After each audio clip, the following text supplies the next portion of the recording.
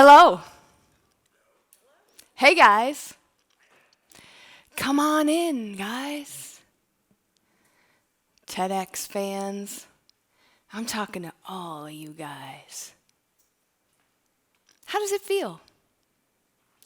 If I had you at hello, did I perhaps lose you at guys? Did you even hear it at all? The word guys is ubiquitous. We hear it from friends, from colleagues, most likely the server at your local restaurant. How are we doing tonight, guys? Now that you heard it, how does it feel? Are you one of the guys?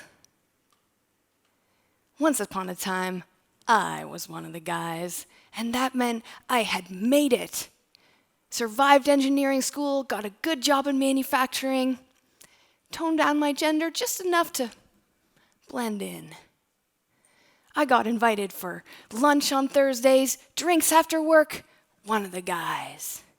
Badge of honor. Never dreamed it might lose its luster. But after 2 engineering degrees, 3 manufacturing plants, and 7 pairs of work boots, I started to wonder, what if we didn't have to be one of the guys? Come with me. You don't have to take your boots off. We're in a boardroom at a manufacturing plant with 5 other managers. It's a manpower meeting. And the conversation goes something like this. Yeah, I need 6 more guys to work the furnace this weekend. I got a couple guys. Yep, I'll give you 4 guys. Right, and this problem we're having on line 3 is not going away. Who can we get to take a look? I know a guy. You see what's happening here?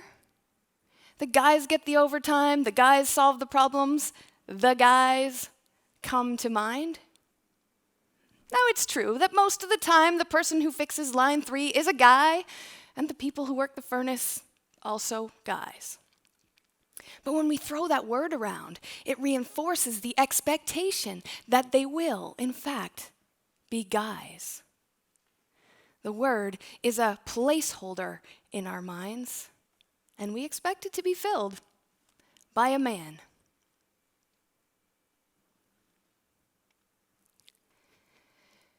There is one person in my life who gets an absolutely free pass to call me one of the guys, a farmer. Let's go, you guys, she says. Did you picture a man on a tractor? I'm talking about my mom, a woman in agriculture with 3 daughters. My mom wears work boots. When I was a kid, Mom drove wagons into town at harvest time and lined up at the grain elevator with all the other guys. When I was in high school, she was one of the guys who worked at the local corn milling plant. She will even refer to herself as a guy. I'm not going to be the guy who makes us late. She sounds cool, right? She is. But being one of the guys wasn't her goal. She did what she needed to support farm and family. And you know, it's not like women in agriculture are in the minority. And there have always been women in farming. But have you ever seen a barn that says Janet, Smith, and daughters? I spent a lot of car rides in my childhood peering out the window, hoping to see a barn like that. But I never did. What if we didn't have to be one of the guys? Now, maybe you're thinking, come on, Emily, even the dictionary says guys is gender neutral. You're right, but the senior execs were coming to town and the boss said, let's order new shirts for all the guys. Great. Who doesn't love free swag? But later that day, someone shows up in my office and says, Emily, what size do you want? We talking men's sizes, women's? Where's the size chart?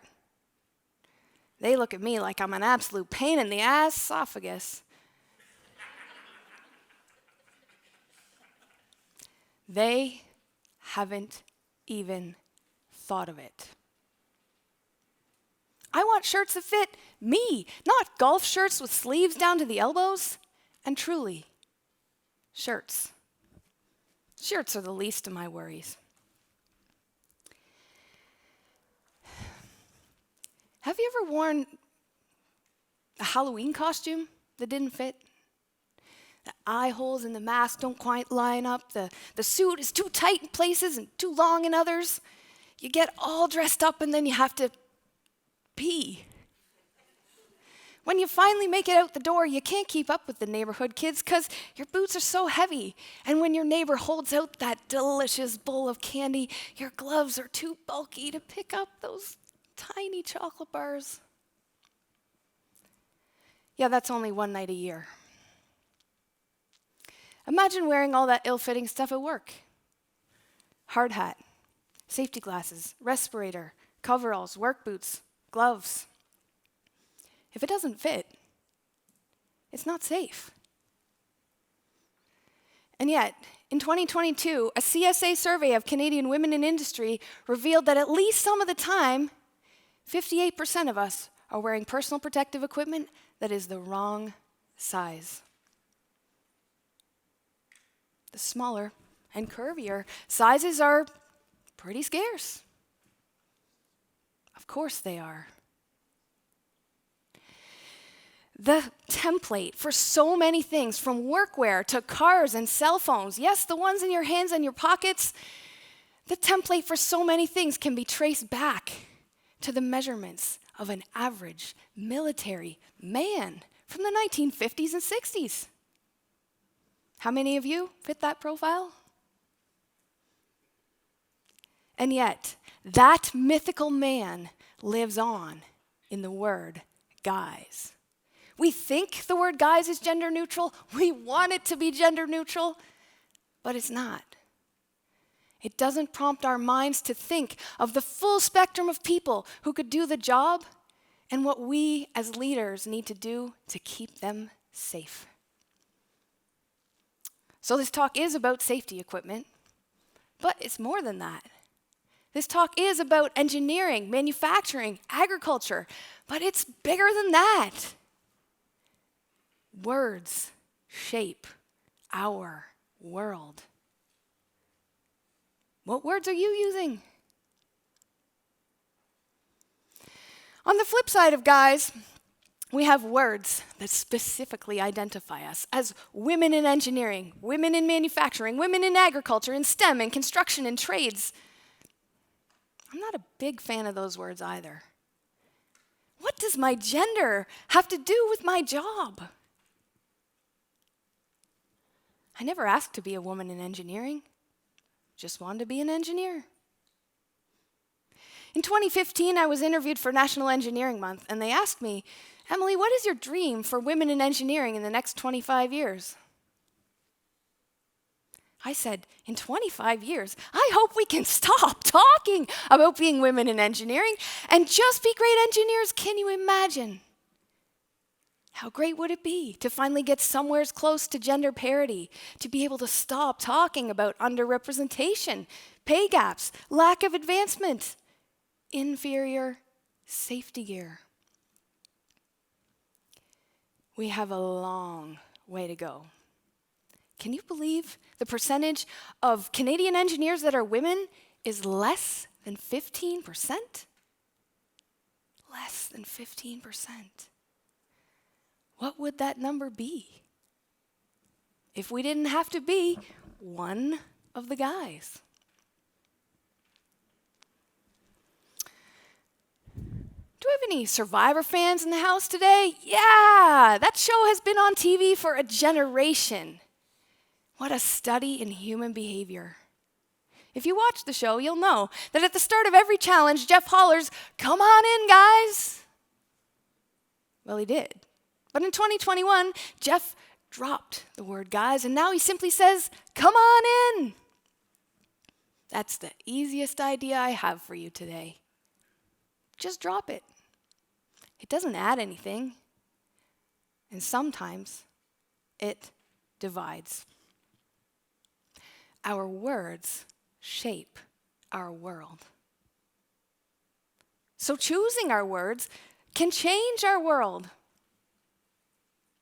What if we didn't have to be one of the guys?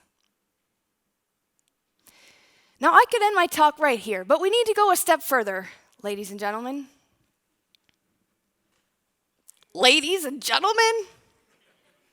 Can we drop that too? I mean, I want better options. Either act like a lady or take it like a man. And the 2021 census tells us that 1 in 300 Canadians is trans or non-binary. You know, that's more than twice the number of Canadians who are women in engineering. So whether we're addressing a boardroom, a ballroom, or simply writing an email, we can do better than guys, and we can do better than ladies and gentlemen. Just drop it. Oh, how are you doing with singular they? That can be tricky in conversation, and some people will argue that singular they is ungrammatical. Did you know that singular you was once considered ungrammatical? Yeah. And if we had held on to that, we'd still be saying thee and thou and thy. Art thou ready for change? Earlier I said the dictionary says guys is gender neutral. And a lot of us think that the dictionary is the authority on language, a book of rules to be followed, how to spell things, how to pronounce things, what they mean. I thought so too, until about age 40. Turns out there's no such thing as the dictionary. There are many. We know this if we stop to think about it. And also, dictionaries don't dictate. Dictionaries reflect the way you and I speak and write. That's how we got co-working, crowdfunding, staycation, and selfie. They didn't fall from the sky. Somebody made them up. OMG, am I right? The dictionary's not in charge. We're in charge. Gretchen McCulloch, author of Because Internet, says language is humanity's most spectacular open source project. Language is like Wikipedia. Art thou ready to contribute? Many years ago, friends asked me to be the legal guardian of their child. If both parents died, I would be responsible for raising this child. We were close. I played and babysat and bought birthday presents, and I called her my girl, the way my dad had referred to me when I was small. At age 18, they changed their name and pronouns. Turns out I had been misgendering this wonderful human being every time I called them my girl. So we do our best, and we learn as we go. And this word is nibbling, rhymes with sibling. It's not in all the dictionaries yet, but maybe we can change that. This is a gender-neutral word to describe the kiddos we typically call nieces and nephews. I just love this word. And can we expand it beyond our families to include all the kiddos we love as if they're family? Let's let the next generation grow up to be exactly who they are. What if they don't have to be one of the guys?